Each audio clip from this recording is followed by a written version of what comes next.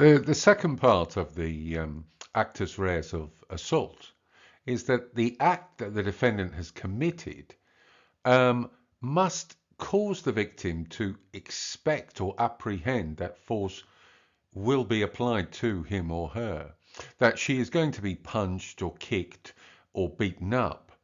Now, apprehend doesn't mean fear.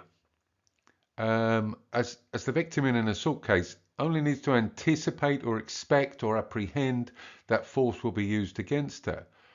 This young woman in the picture here, there's a rather creepy looking guy looking in through her window. Her expression to me says she's expecting the worst, perhaps, and hopes he'll go away, but not necessarily a look of fear. You don't have to fear force. You don't have to prove that you were afraid at the time. You just have to show that you expected the person who was acting in a certain way to apply force to you, unlawful force, at some point.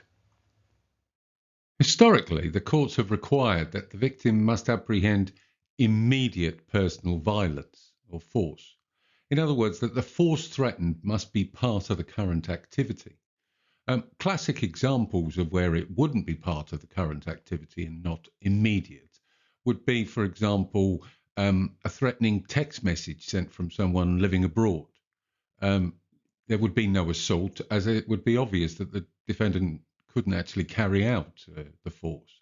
Or a passenger on a fast-moving train shouting a threat to someone on a platform. These would be acts which might cause the victim to apprehend force, but because they weren't immediate and because they couldn't be carried out, they wouldn't satisfy the requirement for assault. But in more recent times, the courts have interpreted the meaning of immediate so that it doesn't always mean exactly at that moment. There have been situations where there's been a barrier between the defendant and the victim, or a stalking has taken place over a period of time. And the courts have said, in these types of situations, it doesn't necessarily mean that the threat of force isn't immediate. And they've looked at the circumstances and they've said, if the force was deemed to be sufficiently immediate or imminent, then the person could still be charged with an assault.